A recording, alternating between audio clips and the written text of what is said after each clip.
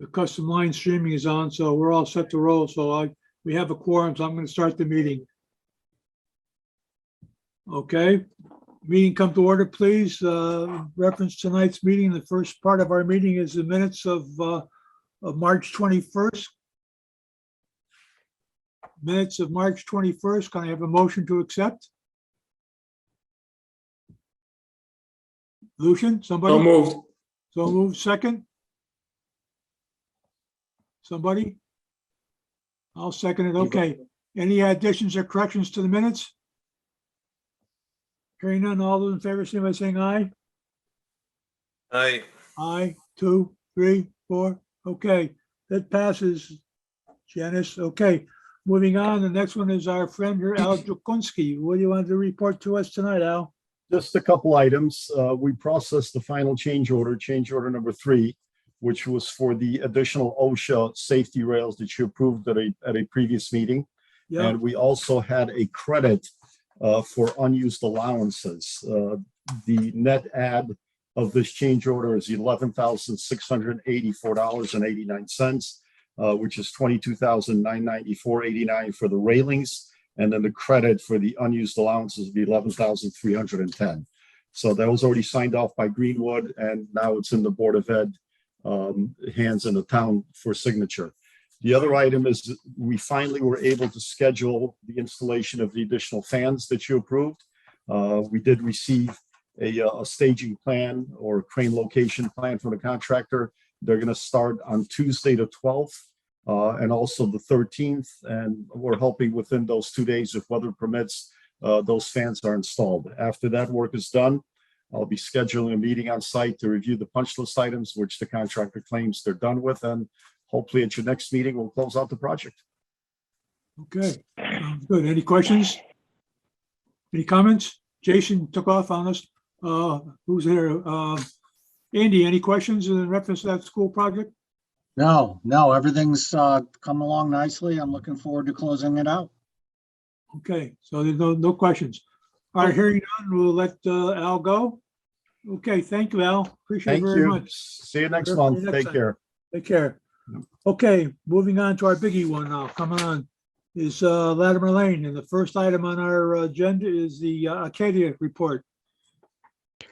Good evening. Good evening, Jack. I think that there'll be a fair bit of conversation about the progress that we've made with the value management. As discussed last time, there were several items that seemed very palatable to the committee. A lot of work has been done by the design team to come up with information to discuss tonight regarding the HVAC systems. So I'll won't steal their thunder. I'll let them speak to that in detail. Okay. Right now we have following my monthly report agenda, budget hasn't changed. We're still in the value management effort. We also are looking at the discussion of VE tonight.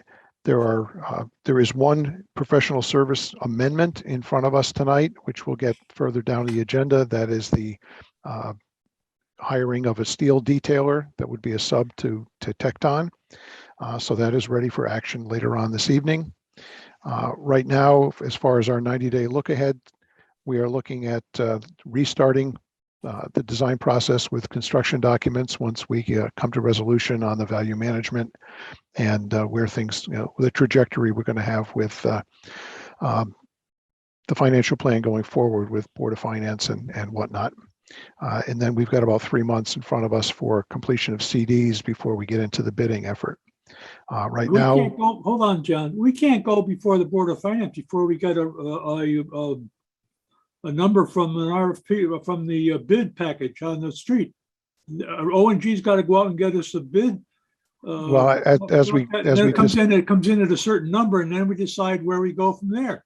as far as a final authorization, you're correct. But as we discussed at the last meeting, there may need to be some interim action before we can go to the state, excuse me, and get their permission to hit the street with our bids. We don't know that until we get a number from the RFP on this, get an actual bid number. That's what we always done in the past. The construction manager has gone out and got a bid number. They've come back to us and said, our bid number is $24,000 and you're $5,000 over. Then we go to this town and say we're 5, what do we do? So we know what the number is. We can't say we're gonna be 5 over, then go out to bid and we come in at 6 under or 10 over. Well, we had discussed the pathway last meeting, that methodology, still holds. John, I with have to the look at state. you to say, do you know what a construction manager does and how they work? Sir, I do, and I'm talking in context of the State Office of School Construction Grants. I'm not talking about the CM's bids. I'm talking about their approval for us to go to bid. So as we discussed at last meeting, there may need to Can I say be something? interim Go ahead, steps. Rich. Go Yeah. ahead. I think because we haven't experienced this extremely high escalation problem in the past, certainly 10, if not 20 or 25 years, we haven't really been up against this detail that Jack is talking about, which is that we have to get permission to go First. out to bid through the state. In order to do that, we have to make sure that we're pretty close to Yep. the budget or the referendum number. If we're not, Yep. we have to include documents that will allow us to put it out for bid. So it's really all about the state's State is guidelines or compared process. today, yeah, okay. So it's All right. nothing's really changed. It's just that there's more detail now than ever, I think. That's correct. Okay. All right, go ahead, John. All right, and really summarizing, because others will talk about it in more detail, summarizing that our critical path items are the value management, any budget adjustment decisions, ultimately the grant commitment from the state, which we expect to be one of their last items in the session, which ends May 4th. Yes. And then obviously leading up to bids would be the completion of construction documents. So we've continued to have meetings with the design team and the school side of the equation, making good progress. Tecton's folks are plugging along with things that do not get influenced by the value management. So we're still making progress behind the scenes, even if we are still waiting for some VE decisions. Okay. And What's it look like for you as far as date time to get before the state? well, I'll let, again, presuming that we very shortly come to closure on the VE, and so we know what HVAC system that we're designing, and the team can get back into construction documents. Justin, correct me if I'm off base, but I believe we were looking at a 3-month duration to complete CDs, and then we have our meeting with the state. Correct. So 3 to 3.5 months from today, we should be in front of the state. We're talking mid-June, I think we're talking early July at this point. June, July, okay. All right, any other questions? All right, moving ahead. Texan? Thank you. Okay, thank you, Mr. Chair, members of the committee, Justin Hopkins, Tecton Architects. We also have Jeff Wazinski, the principal in charge from Tecton, and Brian Hamill, the mechanical engineer from CES. In your PBC packet, we have a presentation that summarizes the value management items and also gets into detail regarding the HVAC options, which was really our task at the last meeting. If I can share my screen, I can go through those with your permission. Okay. Yes, go ahead. Just give me 1 second. Sorry.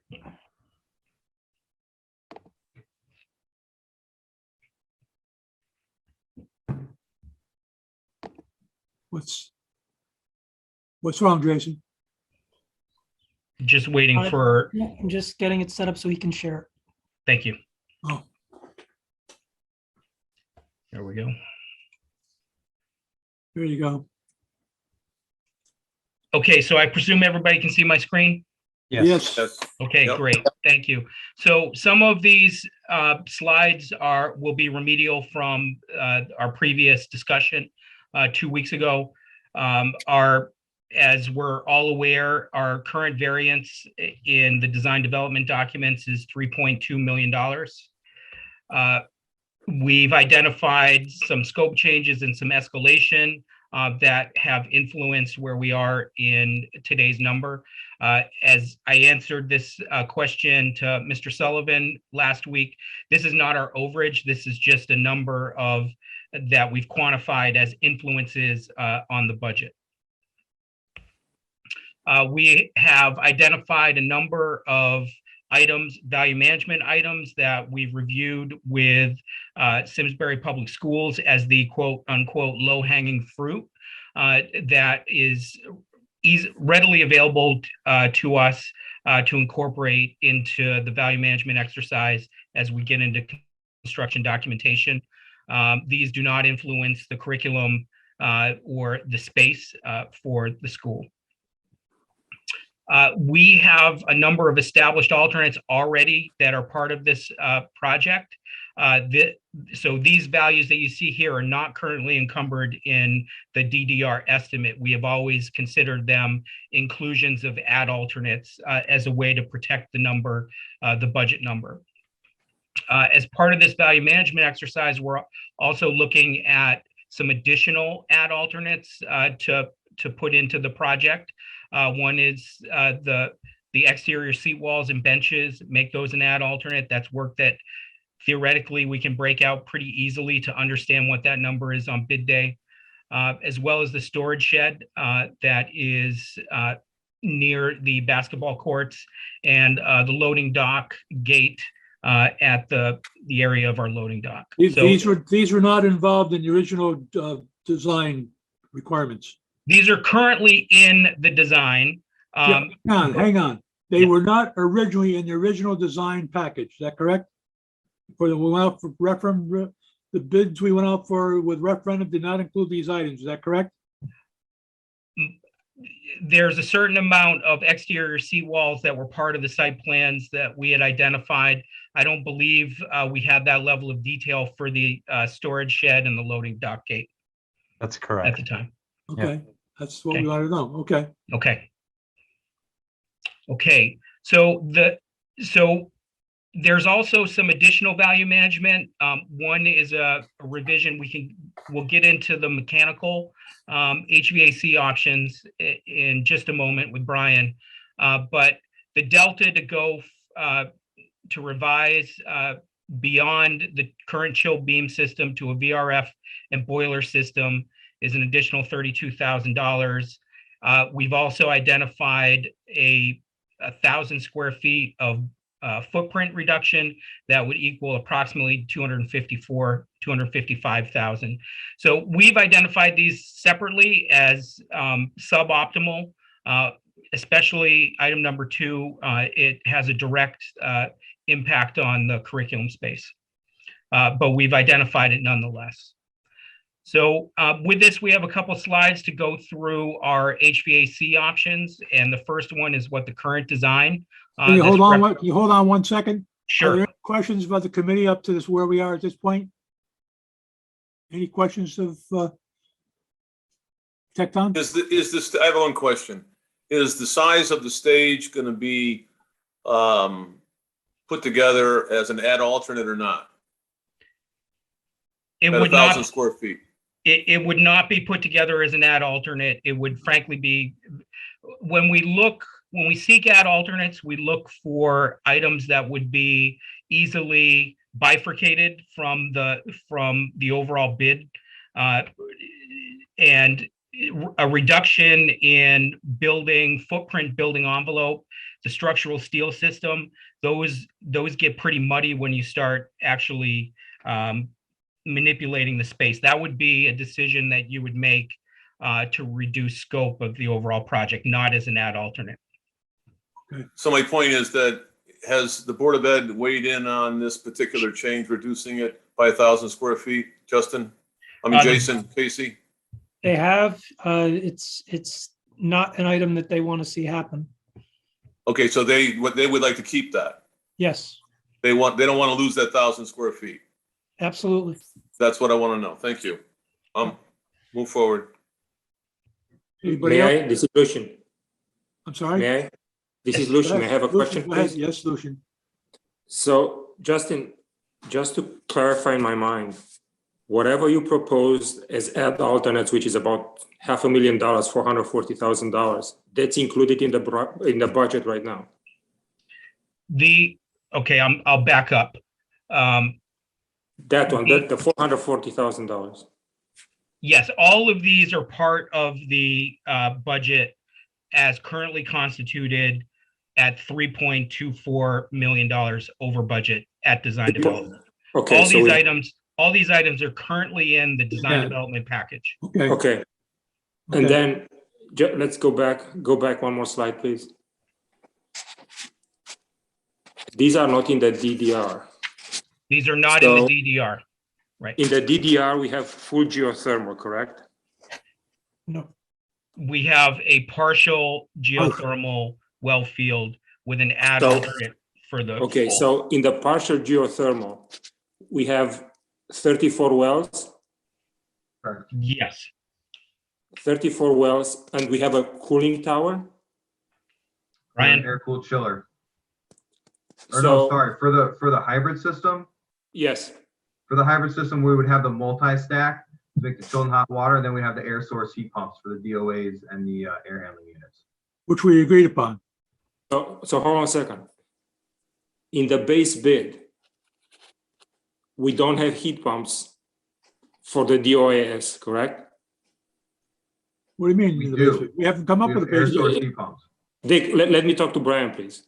Go ahead. So Brian, can you tell me what we have in the base bid?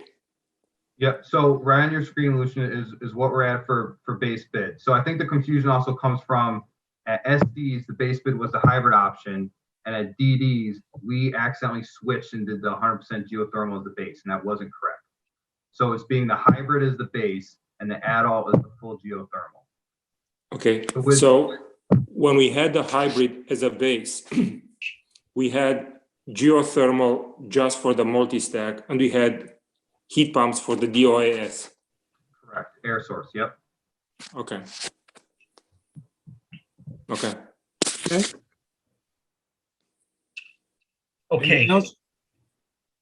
And then it says there, somewhere it says that if we go to a VRF system,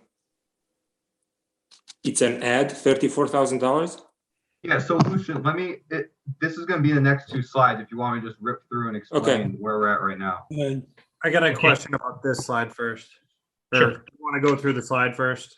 Sure. can, if it's at all possible, is it okay if we go through the three options? And Okay, then we can circle back Yeah. and answer Okay. questions for each. Yes. It may become clear as we go along here. okay. So, Brian, do you want to just, I'll take it. yeah, go ahead. All right, so current option represented in the budget is the 34 geothermal wells, a hybrid system, and that would serve the multi-stack heating and cooling units that would be in the mechanical room. So that would provide hot water and chilled water to all the chilled beams throughout the building.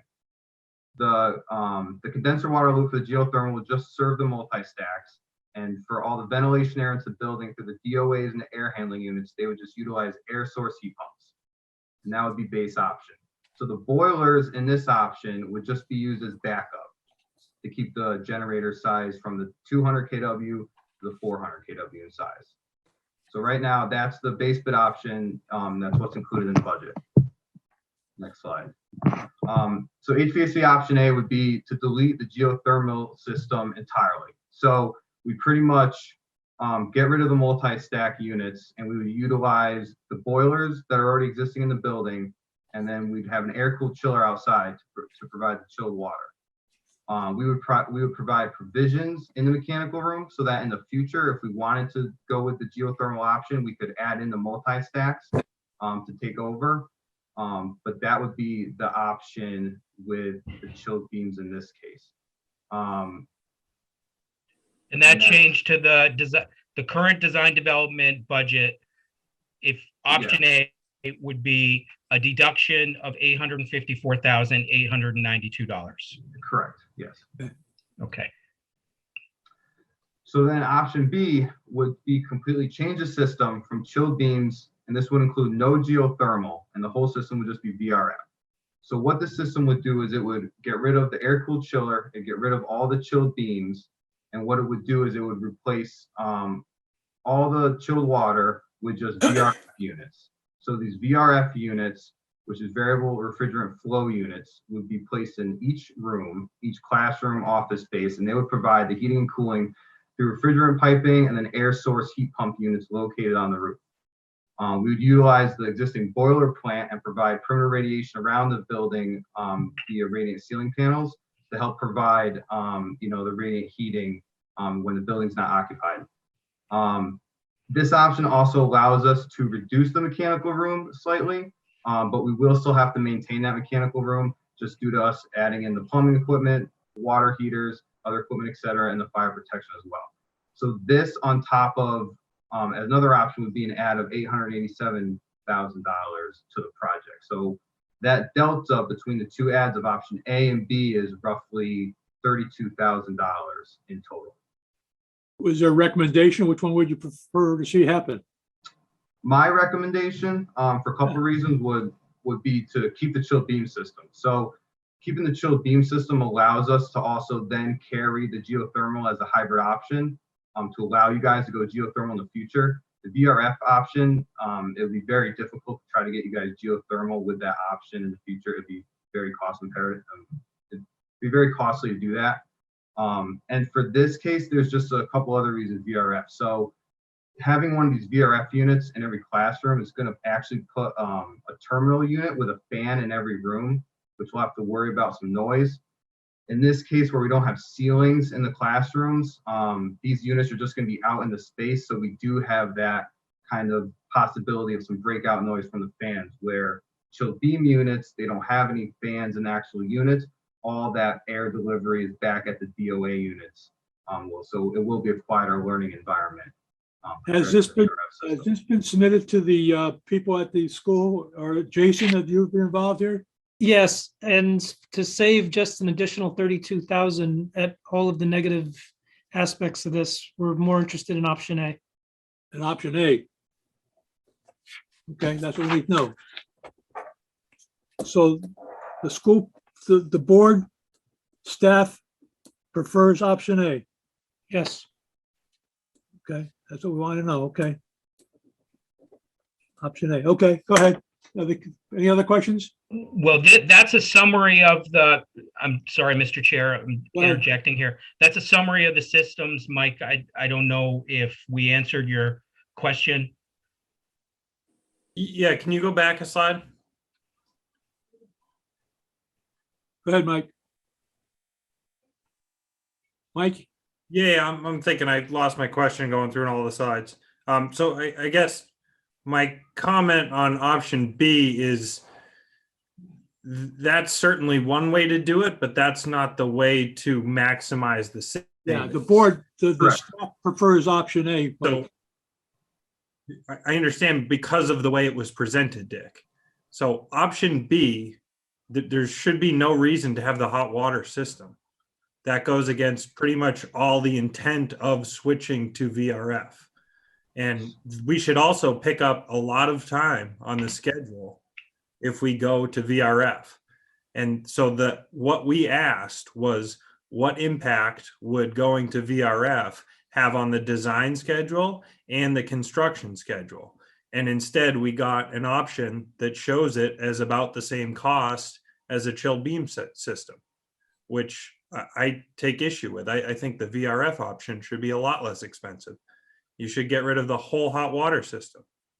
Yeah, but Mike, the whole problem with getting rid of the hot water system is we already paid for it with the boilers. Now we have a boiler plant that's oversized. And my fear also with that is that these VRFs, when they're trying to heat and go into all these, low temperature heating, you're just spinning up and running these compressors at really high RPMs. And you guys are going to end up burning out compressors faster trying to get all your heating output with just the VRF than to utilize your hot water system there. And I don't disagree with you. VRF could be done with heating only, and I would do that in an office building. I would not feel comfortable doing that at a school just because the compressor technology is not there yet with these low, conditioned heating. So two points on that is we argued vehemently to get rid of that boiler. We did not want the boilers replaced for this exact reason. And the second is the appeal of VRF is to go zero carbon. So with a VRF system, you don't need boilers. It meets all of the town's climate initiatives by eliminating natural gas as a fuel source. Mr. Roy, any comments? Tom Roy? No, I just wanted to unmute myself. I'll be honest, the only question I would have is there an operational cost difference between these two systems? I mean, my opinion is I think the VRF system is going to be more costly in the long run. You're going to have units in every room with a fan, individual filters that you're going to have to change in every single room. You know, these chilled beams have no moving parts in them. It's going to be less maintenance for the guys in the future in the team. So what you're saying is the option A with the chilled beam, not only does it have the option of being connected to a geothermal in the future, it's also going to have a lower overall long-term cost associated with maintenance. I would say so, yes. Okay. Through the chair. You're recommending we go with that option then? Well, this solution, I'm sort of agree with what Mike is saying, and I would have expected option B, if we go to a full VRF, to be more savings, not additional costs, $32,000. Okay. So I mean, we are keeping existing boilers, and we are paying another $32,000. Well, I think it was a reduction of 32,000. I think the difference 32, I think you said, yeah. Isn't that the other way? Just go back one slide, please. No, these are deductions. So it's approximately $32,000 less. And to Mike's point, the reason why this is only a nominal improvement is that we are putting in the radiant heat. But you're not using the full capacity for the boiler. So you use maybe 20%, 30% of the boilers that we install there. Or if we provide radiant for the whole building? Excuse me? If we provide radiant heating for the whole building? You're putting radiant ceiling panels around the perimeter, Brian. Yes. So how much heat you have there? Those radiant panels probably 1-2 GPM per classroom. Sure. Mm-hmm. Or times 30 something classrooms or 27 classrooms, that's 50 GPM.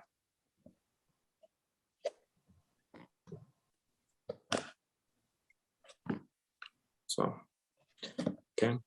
Where do we go? Which way do we go? Mr. Chair, I had a question. Go ahead, Ryan. So can you, a couple questions on the VRF system. Can you explain to me why a school is less suited than an office building for the pure VRF system? Sure. So kind of like what I said, it's just a bigger building to try to, especially when you're heating only with the VRF. It's just a much bigger building you're trying to heat with those VRF units. It's just a big load on those compressors that they're just going to have to run to try to carry the whole load for that building. And you can't upsize by adding compressors and sharing that load? I mean, sure, you could oversize units to try to reduce capacity, but now you're just buying, additional units. Sure, but what I'm saying, by comparing, even if we oversize the system, but we're wiping out the entire hot water system, presumably that would still end up with a benefit to the budget, I would presume, no? No. Well, you already have the boiler plant already as part of the project, Right. You're building right now. So it's really just the, additional piping. Right. Do we know the value of the perimeter radiation in the VRF option? We know the delta between the two. What is the cost of the perimeter radiation? Jeff, when the added for the perimeter was about 150,000. Okay. And then what's your opinion on VRF versus chilled beam as far as the existing configuration of the building and the proposed phasing plan? Can you speak to that from a constructability standpoint, please?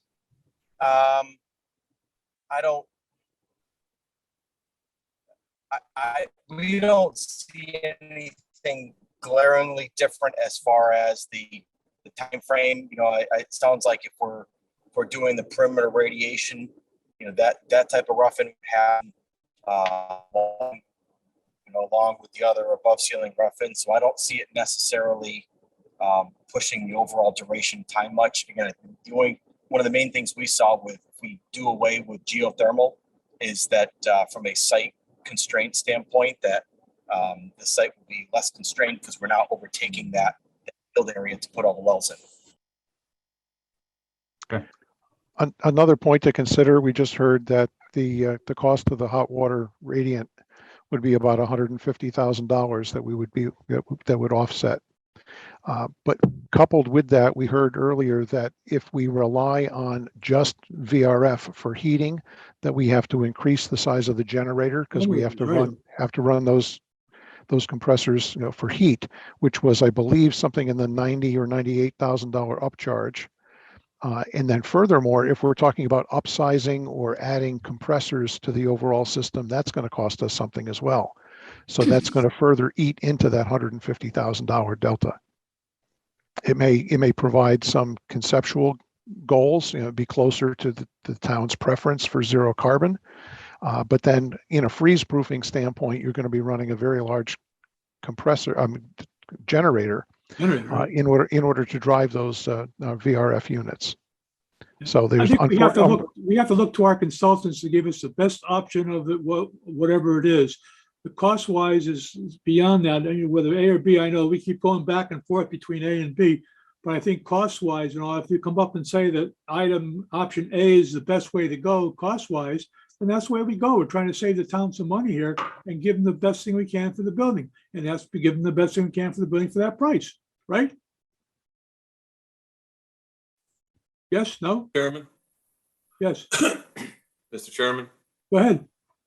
Yes. Yeah, please. I just wanted to comment on, basically, these are just a whole bunch of mini splits inside each and every classroom. Is that correct, Brian? Yes. Okay. So has the technology been proven? I'm not saying is the technology there. I'm talking about, has the technology been proven that in extreme cold weather, like these couple of winters, not this winter in particular, but a couple of winters ago, we had these polar vortex, brutal cold days. And we were told at the building we were working on at the other end of Simsbury that, you really need to have a backup boiler system for some general heat throughout the building, because if you don't, you're going to run into this situation where they're not going to work at 10 below zero. Correct. And so that's something that, that's out there from real experience using these mini splits.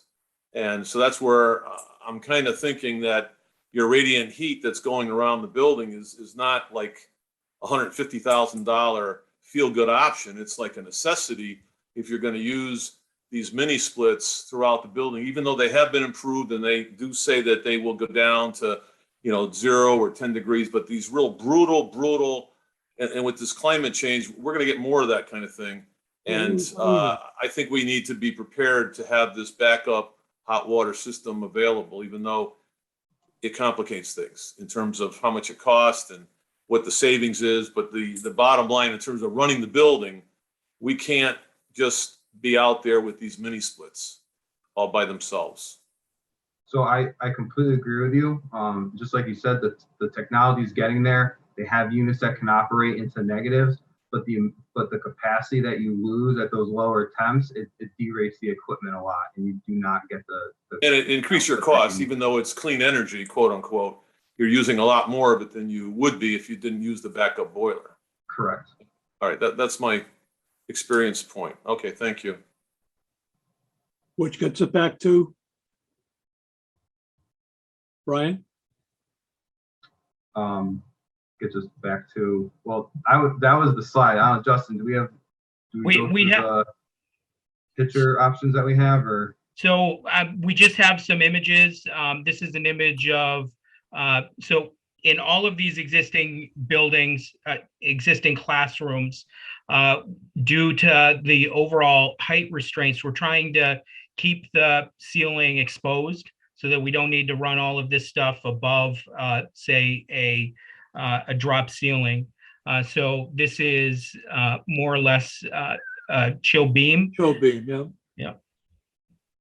So we will have some exposed ductwork that goes to it from a soffit that's at the classroom side. Yeah, we've seen this. You've seen these, yep. So again, just a diagram of the ceiling. VRF unit, we would have this cassette in the middle. We would have piping that runs to it, more or less the same lighting layout. And Yeah, we'll so have a perimeter. If we did go with VRF, we'd also have to figure out what to do with all the condensate piping as well. So we wouldn't be able to rack all the piping like chilling hot water against the windows. We'd probably have to pitch everything back to the corridor, then either add in additional condensate pumps or figure out where to discharge all the condensate to from all the VRF units. So you're suggesting not to go with VRF rather. That's what I'm saying. Okay, that's what we'd like to know. Okay. Anybody else? Moving on. So this is Lucian. So if we Lucian. stay with chill beams, we have the boilers in the basement. How much room we have in the basement, the mechanical room in the basement? With the existing equipment down there, it's not a lot of room to add more stuff down there. I thought the basement was about 2,000 square feet. 2,200 square feet. 2,200. How much? 2,200 square feet. 2,200 square feet. And these 2,200 square feet, we have two condensing boilers and a couple of pumps. Three boilers, but yes, there is room down there, Lucian. So I assume that we have room to put the chilled water pumps there if we have to have domestic water heater. So we don't need maybe the mechanical room on the main floor. I still got to have all my plumbing and fire protection equipment. Fire protection, how many square feet do you need for fire protection service? Why can't it be in the existing basement? Lucian, that could be an option if the school doesn't want to utilize it for everything else. It's definitely an option that we can look at. No, the reason why I'm saying that, Brian, we are short of about 1,000 square feet, which was $200,000, and we were losing the platform. So maybe we keep the platform and we lose the mechanical space that was on the main floor. It's something that we can look into if there is space down there to do so. Lucian, this is Jeff Tech. Yeah, Jeff. It's something that we should look into. Your point's well taken, in that if there's space down there, we should utilize it so that we could, even if we could squeeze the existing mechanical room, I mean the proposed mechanical room a little bit more just to save on square footage, we can certainly look at it. I'm just taken aback that an engineer suggested it, but we'll certainly look at it from a. I'm thinking for the fire protection, probably you need, I don't know, 60, 70 square feet. It's Yeah. a backflow preventer and a couple of alarm bells. Okay. And domestic water for the water service is the same thing. I don't know, 10, 15 square feet at the most, because you have the meter, and I don't know if they need a backflow preventer or not, but. Let them look into it, Lucian, as you said, and see, we'll come back and let us know. Yep, we'll look at Thank it. you. Thank you for that comment. Thank you. Okay, moving on. Go ahead. So if we take the proposed value management items and the additional project alternates, it brings down our delta to $1.36 million, which is about a variance of about 4.5%. If we take the additional value management items, like the 1,000 square feet and the 32,000 in the VRF system, we would bring our variance down to about 3.5%, or $1.1 million. And we still have that design contingency, right, Justin? Yes, we still have, I don't have, we took that figure out of the slideshow, but we still have, I believe it's 5% as a design contingency at design development. Right. So it's not bad, I think. No. You did a great job. We're seeming like we're okay, running right this way. Okay. Let's move along that direction, I think, is the way to go at this point. Follow-up question, Dick. Go ahead, Rich. Okay, if we're going to go with either one of those two systems, meaning option A or option B, I believe as an add alternate, option A, are we going to be able to provide a design for the design documents for both systems so we can get accurate pricing? Yes. How's that going to work? So Yeah, we typically wouldn't design two completely independent mechanical systems. If we were to choose option A, we would have the base bid as a Right. the chill beam system with an air-cooled chiller with the add alternate of the geothermal well field. Based on what we said here, I thought we were going with option A as being the way we go. Forget option B, go with option A. That would be the price that we'll get on Rich. We won't get two prices, we'll only get one, the option A price.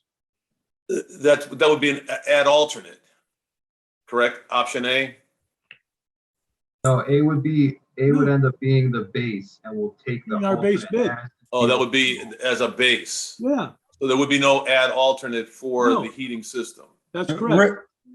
Sorry to interrupt. No, Dick, and Rich, I think what they're talking about is having the chilled beam option A as the base bid with an add alternate to rig the geothermal wells that could be connected to option A at a later time or At a later time. Oh, yeah, or if the budget allows. But that's what the add alternate is, the So- geothermal wells. No, This that'd is be the an option. HVA system is the base. Yes, So the base, just to be clear, is not the geothermal. The base is to use the boiler that we have and to have a separate, chiller for the cooling for the building, which means we wouldn't have all these individual mini splits in all the different rooms, which will also, I think, create problems, not just for maintenance, but for noise distraction for the students as well as the teacher when people are trying to concentrate. They say that they don't make any noise, but I don't believe that to be the I don't case. They believe that do make either. some noise. that makes quite a bit of noise. Okay, all right, thank you. Okay, moving in that direction. Any other comments? I guess the only thing that I want to add again and restate, and I think that Jason pointed this out, that we should not delete that 1,000 square feet to save this $288,000. It's just penny wise and dollar poor because the school doesn't want it. The Board of Education doesn't want that. They want that 1,000 square feet. If they do, that's, And it's something we can't put back with an operating budget in the future. Right. That has to be done now. That's what I'm saying. We can't delete that now. We have to leave that in. That'll change the numbers by $288,000, which means we're still not that far off the mark. Not necessary, Dick. yeah. it's Sorry, not necessary Lucian? to have it. Not necessary, Richard. What's not Because necessary? because if they take a look and maybe they can reduce the size of that mechanical room that's on the main floor.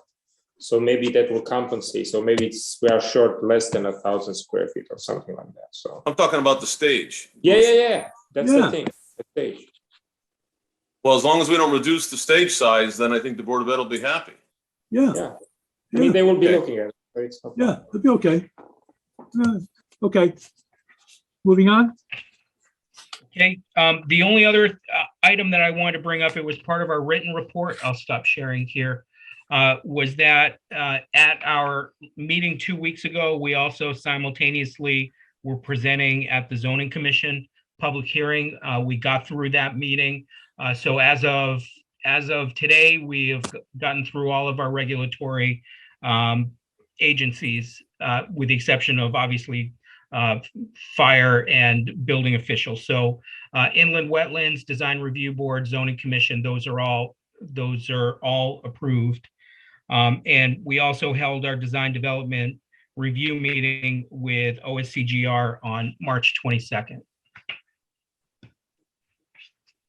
And that, Mr. Chair, concludes our report. Okay, any other questions? I have Go one ahead, Ray. follow-up question I think Jeff was the architect that chimed in at the last meeting when I brought up the question about operating windows, at least one or two operating windows in every classroom. And he said that they were working on that, and it seemed like that was going to be part of the documents. I just want to verify that's the case. That is correct. Yep. Yes. Okay, just make sure that's in the minutes for It is. the clerk. It That'd be is. appreciated. Thank you very much, Jeff. Sure. Thank you. Just One one more question, if I may. Ryan, go ahead. Oh, thank you. I just had a question back earlier before we got to the HVAC on the proposed value management between DDR and PCR. Item 3, you have to reduce the extent of impervious landscape areas. We had talked in the last meeting about how you're going to move from concrete to gravel. Is that what that numbers reflect, or is that just reducing the overall size of hard landscape? The answer is that it would be a combination of both. There are areas that we can minimize the amount of pavement, and there are areas that we can frankly go from a hardscape to a gravel area without much impact to the performance of the space. Any walking surface and sidewalk, we want to make sure that we keep as hardscape. But frankly, as we've gotten into the design, our interior courtyards, I think we can massage the extent of the pavement, and we have a couple of informal exterior teaching areas that are to the south and the west of the building that we're going to look at providing as a crushed stone or gravel area. I brought that up with the staff. Yes, Jason? that's stuff that we will be reviewing with Principal Lazzetti, Neil, haven't and yet. Jason. Yeah. Okay. I do have just kind of broad concerns about that from, both a maintenance cost point of view. I don't want to save $10,000 for a $10,000 per year maintenance bill. And also obviously for kids, young kids, and gravel is not always the best of bedfellows, but it sounds like you guys are aware of that and are addressing it. So if the board's on board and if the school's on board, then I'm not going to stand in the way. Okay. Frankly, Ryan, I hope you don't mind me calling you No, Ryan. please go I ahead. call you Mr. Burns if you want. No, Ryan's fine. It has a twofold effect on the budget. The more impervious surface that we can provide, the smaller our under subsurface detention systems can be. The more pervious. So what's that? The more pervious surface. Sorry, the more pervious surface. The more impervious surface we can Reduce. manage. It has a direct effect on the size of the underground storage chambers for stormwater. So. Okay. Thank you. Thank you. One question for you, Brian. This is Lucian. So I assume from what I remember, you said that we have a flow test and we have enough water. We don't need a fire pump, correct? Correct. Okay, perfect. Thank you. Okay. Anything else? Okay, text on. Anything else? Just one quick item, just as an update. We mentioned it last time, and Tom Roy had also chimed in on, we're scanning the existing Sanitarian Stormline pipes. So that's underway to see the condition, and then we'll report back at the next meeting on whether or not it's something that we should consider from a value management perspective. So we're scanning them to check the condition of the pipes. So as soon as we have that back, we'll report it back to this committee. Thanks. Okay. You have I'm sorry? Just a second, Jeff, so that's both the sanitary and the storm, correct? I think so, Mark. Is that true, Mark Zadinsky? Yes. That's correct. Yes. Thank you. It should be noted, we have not made any assumptions with respect to budget on those items. So any economy that we will find would be in addition to the numbers that you've seen today. We didn't want to make that assumption and then be wrong once we did the analysis. All right. All right. In text on reference to your proposal, you have a fee proposal for additional services, steel detailing. You want to talk about that? Yeah, Jack, this had come up at some previous meetings, so Jack, maybe you can help fill in the gaps of this. There is a likely economy in both schedule and cost certainty to providing steel detailing of the building's superstructure as part of the bid documents. Traditionally, structural engineer designs the loading, the beams, the columns. It gets bid by a steel fabricator or a steel shop, and then goes into a shop drawing process where they get the engineering of the actual beams, purlins, connection details, welds, bolts, all that stuff gets becomes part of the shop drawing process. It has been discussed at previous PBC meetings and also within the project team, is if you can provide all that information at bid day, you can greatly reduce the amount of time that the shop drawing process takes, and can have a more. $42,000 for doing it this way? We've had success with previous jobs that have saved, again, time is money, so there's a value there. But as far as even direct cost, that by having a sharper pencil on bid day, the steel bidders can give us a better price. And we've even found economies where what we're paying for the shop drawings to be done at times has been less than what the contractors pay their subs to get the shop drawings done. So the cost is going to be $42,500. With Tecton's coordination and oversight, yes. Just to be clear, it's a consultant to us that is an expert in this that we're hiring through our contract. Yeah. You need our approval for that? Yes, they do. It'll increase their contract price, and it essentially serves as a change order to Tecton. Committee, anybody have questions? Presumably this is coming off another budget though, because they're not coming out. So I understand it's not being formally reflected at this time, but recognizing that this expense is in order to not spend it for the subs to be doing their own shop drawings. You spend it today on project. Right. You spend it today on the fee line instead of tomorrow on the construction line. Right. Okay. I just want to make sure that it's clear in the minutes that that's the justification for what we're doing. So when the bids come back, that item should be clear. So it's a cost shift rather than a cost increase. Right. Okay. As long as that's clear. Janice got that, I'm sure. Yeah. Okay. Do I have a motion? So moved. Second? I'll second it. Okay. Any other questions? All in favor, saying aye? Aye. Aye. Opposed? So carried. Okay, that moves ahead. We go ahead and retain that firm for that service. Okay? Next item on the agenda. Anything else on that? Reports? Hearing none? Take a minute. We got some invoices here I got to go through. Sorry, Mr. Chairman. Is there any formal action this board needs to take in order to send the cost differential back to the Board of Finance? Nobody yet, not yet. We don't do anything until the end of until we come up with a final budget. When we come up with when we come up out for bid and get a number of jobs, you explain it. We'll come up with a budget. Jason, either one. We come up with a budget complete, and then we go back to the Board of Education, who then will go back to the Board of Finance. Is that right, Roy? I don't know if Jason wanted to take this and have me fill in. Yeah. Okay, Jason.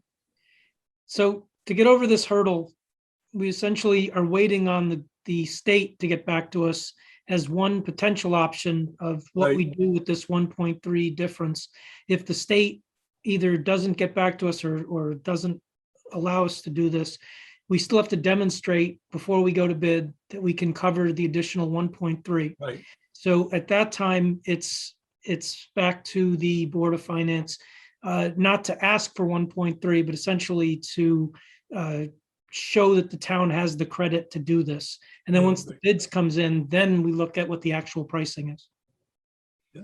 Hang on, Rich. Okay, go ahead, Mr. Durr. Yeah, I just wanted to go back to Ryan's point that I think that as a public building committee, we should at least acknowledge, in a clean statement that we're going to follow the recommendations of our design team, their presentation tonight, and we're going to go with these recommendations for the proposed savings with the value management, which would include option A. Just to be clear that that's what they're going to be working on. I don't understand. Say that again. I think that the design team needs to get a clear message from the Public Building Committee by a vote or by something. We have to make a formal statement. We can't just say, that's the direction we're going in. I think we have to say to them clearly that we find their recommendations satisfactory and that we are looking to follow the option A for the Making the motion. system. Okay, that's my motion. So So moved. Okay, any other comments? Yeah, I think we should be very specific because there are certain items in those proposals that we did not want to pursue, Right. like the 1,000. So Perhaps you I could think- read through those, Ryan. yes, okay. So I believe covered by this would be the six proposed value management items between DDR and PCR that totaled a change of $1,438,648. Correct. That there were also 4 established alternates that was the partial to full geothermal well field, classroom flooring, increase in emergency generator, and add exterior canopies at entrances. There were 3 proposed alternates that could be incorporated prior to PCR. That was revised exterior seat walls, benches to add alternate, a revised storage shed to add alternate, and revised loading dock gate to add alternate. And then there was 2 additional value management items. One was revised the HVAC to VRF and boiler system. We were not pursuing that option. And reduced building footprint by 100,000 square feet in the stage. We were not going to pursue that option. So Correct. with that as the description of the Okay. issue being brought by Richard Durr, I would support the motion. Okay, we have that all in writing at this point. I Yes, think- Mike, We have to add the caveat that we expect the design team to pursue eliminating the first floor mechanical room and using that space for the stage so we could potentially save that $250,000. want to add that to that motion? Okay, you got that, Lynn? Okay, everybody got that? Janice, you got that all set? Yes, yes, I have. There And a that's just a second? potential savings because they didn't Yep. give us a number on that. That's just Potential fair to the savings. design team. It's Right. potential savings, correct? Yeah. Okay, These are Yes. all- we have a second? Do I have a second to Rich Durr's motion? I think Ryan seconded it. Or Ryan was second, okay. Any other further questions? Hearing none, all those in favor? Aye. Aye. No opposed, so carried. Okay, that moves forward. Thank you. Very good. Sorry. Get that in writing. We go from there. All right, so And sorry, before we move, I just wanted to follow up a question to Jason, if I may. So given that we're still waiting for a response from the state, are we just waiting or do we need to do anything at this point to make sure Nothing. we're in a position to move forward to the Board of Ed and Board of Finance to show that we have credit? Is there anything that this board needs to do? Or are we just We're- waiting for the all right. state? No, with your previous motion, that would take care of it. Once we're beyond waiting for the state, we can move to the town option and essentially go out to bid. Excellent, thank you. good, okay. All right, we have an invoice from Arcadius, an invoice number 34289371. Dated, let's see, I don't have a date on it. This is for March, and the date due is April. And it's for the amount of $13,750. I hear a motion to accept. That's for their fees. So moved. Second, Second. any additions? Any questions? Any comments? All those in favor? All right. Aye. Opposed? So carried. Okay, moving ahead on that one. Then we have one from Tecton. The invoice number 44907, dated 331, for an amount of 103,245, $103,245. Do I hear a motion? So moved. Second? Second, Any questions, comments? Hearing none, all those in favor? Aye. Aye. Two, anybody else? aye. Okay, that passes, good, that passes, all right. And then the third one is from Owen G. Invoice number 548173 for the total amount of pre-construction service from January through March for $58,071. Do I hear a motion? So moved. Second? I'll Second. second it. Any questions, comments? Hearing none, all those in favor? Aye. Aye. Opposed? So carried. That takes care of invoices. Okay, I guess the next question, we have to go back to John and Tecton and everybody else sitting here. A next meeting. Our regular meeting would be in May, would be May 2nd. Now, do we assume we want to meet before then, or do you want to wait until May 2nd? I John, think they have a lot of work to do. I think So there I is think- too. Let me ask the design team. I know that we've Jason? made some important decisions tonight. Do you feel that there'd be a need for a special meeting in 2 weeks? I think so. I think we have a considerable amount of work to do. The committee can rest assured that with Simsbury Public Schools Weekly to get through some of the details. I would expect that we could meet again in May, but from May through June, I think you can expect to have 2 meetings a week because we need to start. We need 2 to meetings a start- month. Sorry, two Okay. meetings a month. Okay, so our next meeting. then Sorry would to be May- sorry to scare everybody there. Our next meeting would be for May 2nd. Right. Okay, do you all prefer to have a Zoom meeting again? Yes. Yes, okay. All right, so if you prepare our next meeting for May 2nd at 7 o'clock via Zoom, all those in favor, signify by saying aye. Aye. Aye. Opposed, so carried. Okay, I have any other old business? Any new business?